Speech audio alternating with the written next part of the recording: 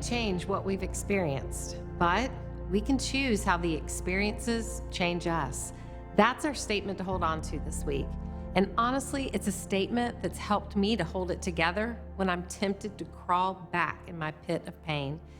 How we view the events and the people involved in circumstances that hurt us in the past determines how these experiences change us for better or worse. For example, if trust has been broken, it's easy to start perceiving no one can be trusted. Or if we have a string of hard circumstances, we can find ourselves saying, of course that would happen to me. This is just how my life always goes. But we have to be careful because perceptions can sometimes be very wrong. Our perceptions can skew the way we view reality. And if we live with a skewed reality, we can't possibly heal completely. We've got to remember just because we think something is true doesn't make it true. I learned this lesson in kind of a humorous but truly unexpected way recently. My friend Meg is an amazing cook. She's an amazing friend to have. And one day she was going to cook some soup for me. And she said, Lisa, I think it's time that you embrace eating organic vegetables. And I said, Meg, I really don't have a problem eating organic vegetables, but are they really better for you, or are they just marketed that way to make them more expensive? But Meg convinced me they're wonderful for you. So we need to do this soup, and we need to make it with organic vegetables. So the soup she was making was broccoli and cauliflower soup, which doesn't sound particularly awesome, except when I ate it. Y'all, it was so amazing.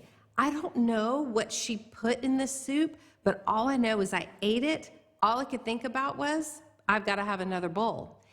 And I also noticed that there was some kind of particular combination of spices in it, and I just thought, man, Meg knows everything about cooking. So I ate another bowl, and then after lunch, I kept thinking about the soup all afternoon. And so about 5 o'clock that day, I decided I'm going to have another bowl. And then after I ate that bowl, I decided one more bowl. So by 6 o'clock, when my kids finally came over to eat dinner with me, I'd had 4 bowls of this soup. But I rationalized it's organic, so it's healthy, so it's all good. So my kids went over to the stovetop and ladled up their own bowls of soup. And as they were looking at the soup, they started to look at me and then look back at the soup and look at me. And one of my kids said, Mom, have you eaten this soup? And I said, oh, you guys, have I eaten this soup? This is the most amazing soup. Honestly, I have eaten 4 bowls of this soup. And that's when they started dying laughing. They took out their phone and they took a picture. And you know how on the screen of your phone, you can just kind of spread a picture so that you can see it? Well, this is what they showed me. You guys, those black dots in the soup, they were not spices. They were bugs, like antennas and legs and creepy looking creatures floating in my soup. I called Meg. I said, Meg, the soup had bugs in it. Now, not only had I enjoyed the soup, but I had instructed Meg to make extra soup for my friend Amanda, who'd had surgery. So she and her family, they ate the soup too. Meg said, Lisa, it's fine. People who eat organic vegetables, they just know you don't use pesticides. There's just going to be some bugs in the soup. You don't worry about it. Meg, I'm worried about it. Meg, I am about to go to bed tonight with a belly full of bugs, and that is not okay. As long as I looked at the soup and I perceived that those dots floating in the soup were spices, I ate lots of soup, y'all. I ate lots of bugs. Indeed, we don't always perceive reality. Sometimes reality is a lot different. You know, when we start to connect the dots of our story, like one of the chapters you read to prepare for this week, I talked about a revelation from Adam and Eve that really helped me. But today, I don't want to just connect the facts of our story. I want to start correcting them. These are some of the most helpful truths I've learned in this whole journey because they've taught me sometimes my perceptions of people, no matter how true I think they don't always line up with God's reality. So let's go back to Genesis and first take a look at the ingredients God used to make Adam and Eve. Here's what you read in chapter 6 of the book. Adam and Eve knew they were made by God, fully and wonderfully special, even though the actual ingredients God used to make them were seemingly so very humble and basic, dust and broken off bone. They don't seem like the most promising of beginnings. Those ingredients are seemingly void of any potential. When we think of dust, we often think of what's left behind after something gets broken, or what needs to be wiped away after too much neglect. And an exposed rib bone is one of 24 others like it, hidden under flesh and not seen until life no longer exists and decay has done its work. Left on their own, these ingredients would amount to nothing, insignificant, unacceptable, but chosen by God and then breathed on and touched by God, they become the only part of creation made in the image of God. They were nothing turned into the most glorious something. They were made to be a reflection of the image of God. These people, these image bearers, made an invisible God's image visible. So, first, we've established that Adam and Eve, they're not just dust and bone, but they're also breath of God, the touch and design of God, made in the image of God. But the second thing I want to point out in Genesis is that God said he would make a helper suitable for Adam, which begs the question, what did Adam need help with? Now, theologians much smarter than me have theorized this. Logically, because God made Adam to work the garden and take care of it, maybe he needed help with this work. Or because God made Eve uniquely able to carry children, maybe it was for her to help bring forth life. I think both of these are correct in the case of Adam and Eve. But what about us today? Not every woman helps her husband in his work, and not every woman has a child. But God did say it's not good for the man to be alone. He needed a helper, and he described that helper as suitable, or some versions of the Bible say fit. And it's in the meaning of this word that I've found incredible insight. Because as a woman, I want to know, what am I supposed to be helping with? The Hebrew word for suitable is neged, meaning what is in front of you, in your sight, before your face, in your view. So this word suitable gives meaning to the kind of help that Adam needed. He needed a visual, something in front of him to view. This seems to me to be a reflection, but not like a mirror reflecting only what you place in front of it. No, it's more like a reminder that what's standing in front of him is a reflection of God's image. It seems Eve, in being a helper suitable for him, was to be a reminder of who he was, a human made in God's image, a reflection of the glory of God and the goodness of God. There are two things to notice here. First, it must have been good for Adam to be reminded constantly of who he was, a man made in the image of God. And surely Eve would have needed that same reminder that she was also made in the image of God.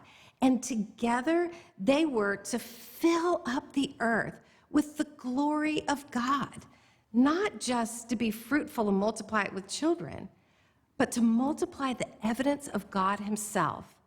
Now, let's look at Genesis 1:28. God blessed them and said to them, "Be fruitful and increase in number. Fill the earth and subdue it." To be fruitful and increase the population is pretty obvious. That means to have children. To subdue the earth was the work that they were to do. But don't miss that middle statement. They were also to fill the earth. So what are they supposed to fill the earth with? Well, as image bearers, they were to fill the earth with evidence of the goodness of God and the glory of God. the more that people remind each other of who they really are, the more God's goodness and glory echoes throughout the earth. This is the divine echo. And while this certainly applies to married people, it also applies to every human, because every human is made in the image of God. That's you and me and every person with a beating heart. And the enemy hated every bit of that divine echo by humans made in the image of God, proclaiming the goodness and the glory of God. He couldn't stand the sight of the image bearers of God being reflections of a glory he'd been so desperate to steal for himself. The enemy, Satan, was once the wisest, most beautiful angel of all the angels God made. Let's look at Isaiah 14, verses 13 through 14, and find that it records the evil that entered into him. You said in your heart, I will ascend to the heavens. I will raise my throne above the stars of God. I will sit enthroned on the mount of assembly, on the utmost heights of Mount Zaphon. I will ascend above the tops of the clouds. I will make myself like the Most High. Lucifer, that wise and beautiful angel, he didn't want to serve God. He didn't want to just give God glory. He wanted God's glory to serve him, magnify him, and lift him up as the Most High. So God cast him out of heaven, and shame became all he could then reflect. He's Satan, our enemy, the accuser, the father of lies, and the author of shame. Let's look at one other passage in Ezekiel chapter 28, verses 17 through 19. Your heart became proud on account of your beauty, and you corrupted your wisdom because of your splendor. So I threw you to the earth. I made a spectacle of you before kings. By your many sins and dishonest trade, you have desecrated your sanctuaries. So I made a fire come out from you, and it consumed you, and I reduced you to ashes on the ground in the sight of all who were watching. All the nations who knew you are appalled at you. You have come to a horrible end and will be no more. I know those are hard verses, but imagine how enraged Satan became when he saw the man and the woman standing before one another, magnifying the glory of God, reflecting it to one another with the ability to multiply it and magnify it and proclaim it all throughout the earth.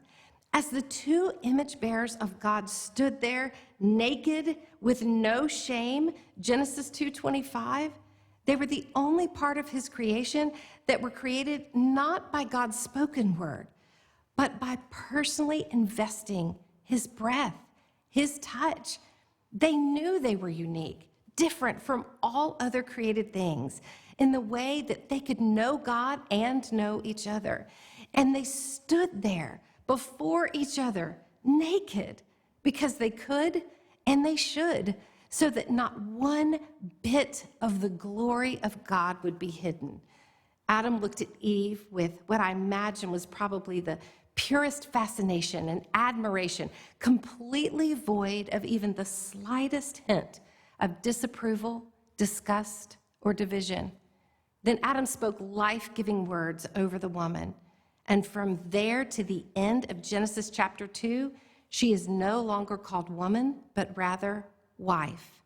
I take this to mean she gave herself to Adam in full naked union, and the two became one, a union so beautiful, so full of the glory of God, so absent of the tainting of sin or the taunting of Satan. God saw all that he had made, and it was very good. Genesis 1:31. God declared them exceedingly and abundantly good, and they became an echo of that goodness back to God and reminders of it to each other. Their design in the image of God declared to the world, God is worthy of praise. And their design declared to each other was, remember who you are. You are of God, from God, made in his image, loved from the depth of God's unfathomable Father's heart, treasured beyond imagination. Satan no doubt heard the echo, saw the adoration from which he was excluded, felt the weight of praise and glory that would never be his, and hated it all. All he had to add to the conversation was accusation and lies. But without sin, humanity couldn't recognize his chaos as evidenced by the absence of shame. Psalm 4:2, how long will you people turn my glory into shame? So it's no wonder at all that the enemy, who was desperate to steal God's glory for himself, went after these people made in the image of God. He went after the part of God's creation that held the most potential to bring God the most glory. And if the enemy could get people to sin, then he could, in fact, turn the glory of God into shame.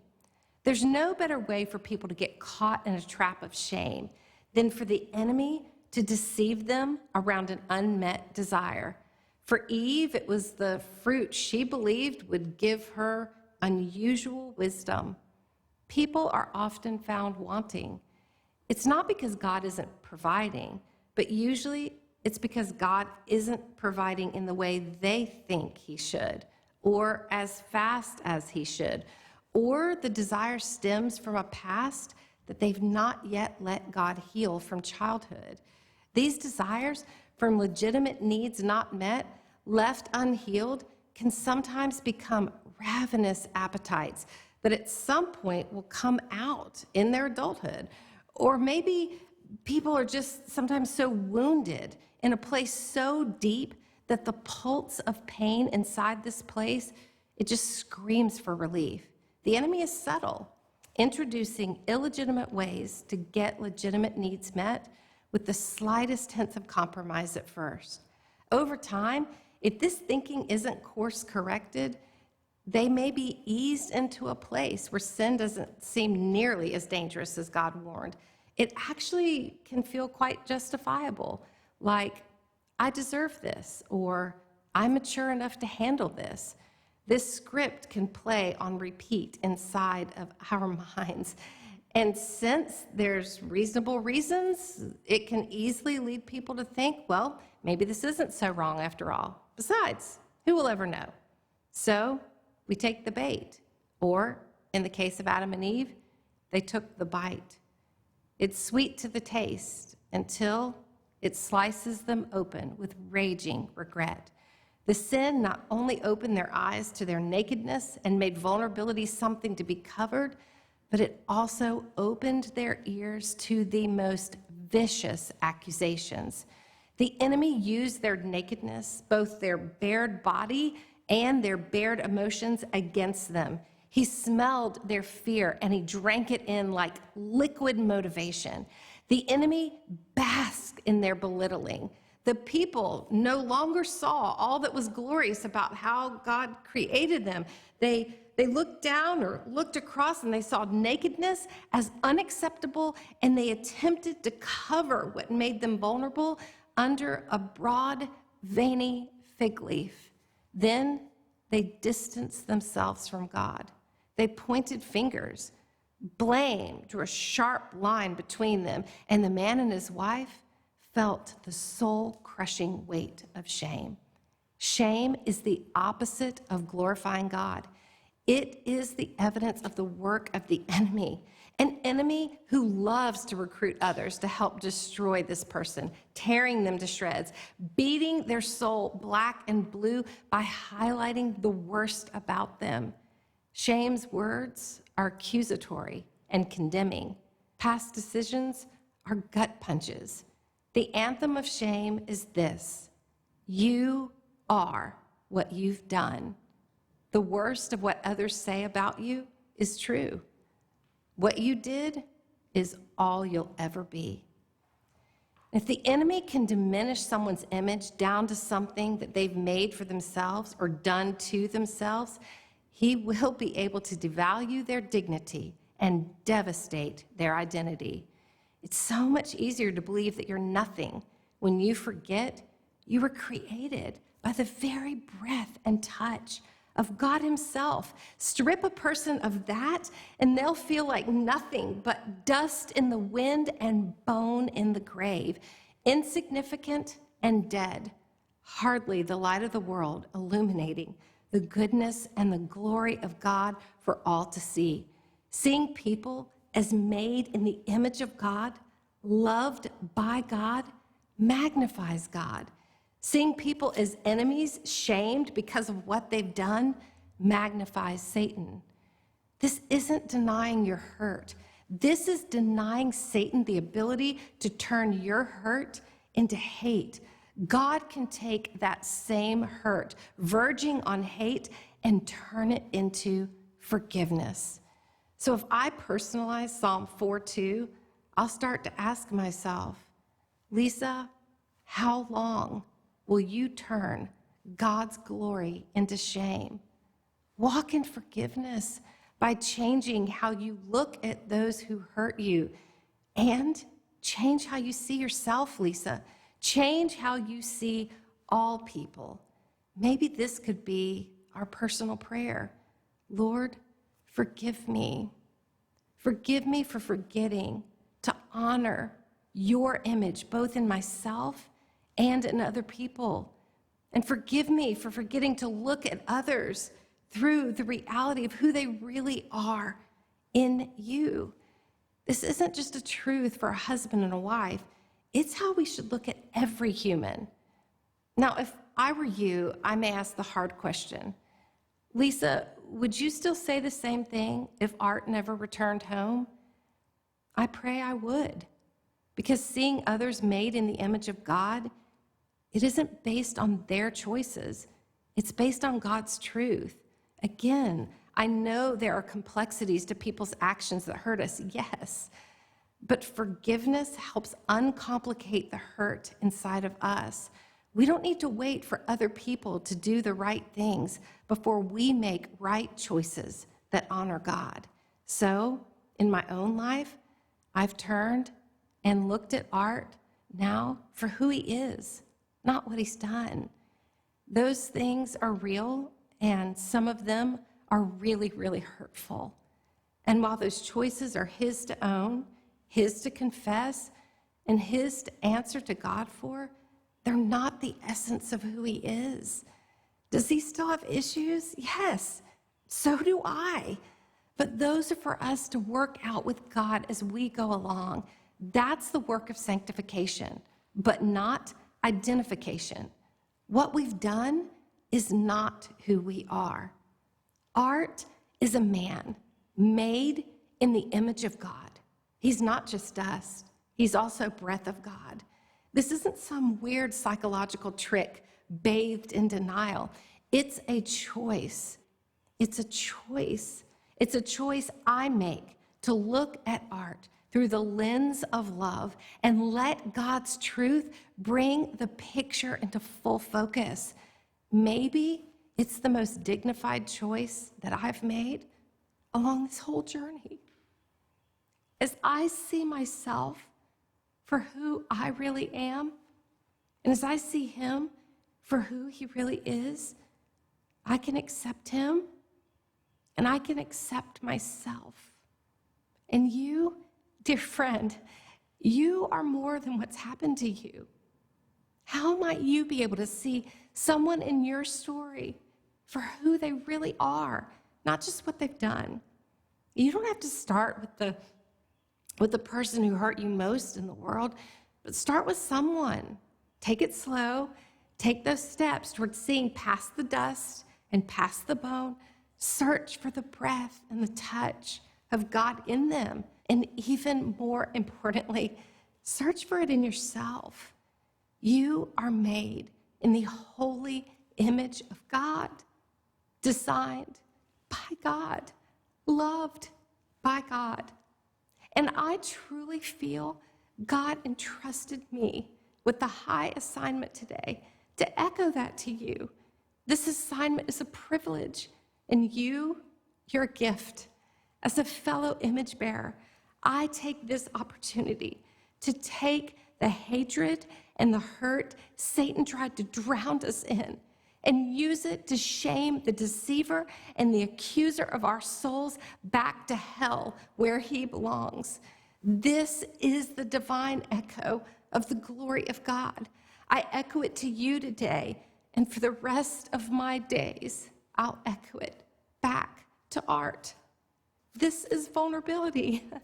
There's no performing. There's no secrets. And if I cry in the midnight hours, he wakes up, literally. This is the safety that we never really had before. Emotion, tears, honesty, freedom to discover what's inside without worrying that it will label us with issues or scare the other one away. Just plain humanity set before another who is fully aware of their own frailties. And best of all, the ability to just be with one another without the pressure of feeling like we need to fix one another. That's God's job, after all. God is in charge of the fixing, and that frees us up to just do the living and the loving together.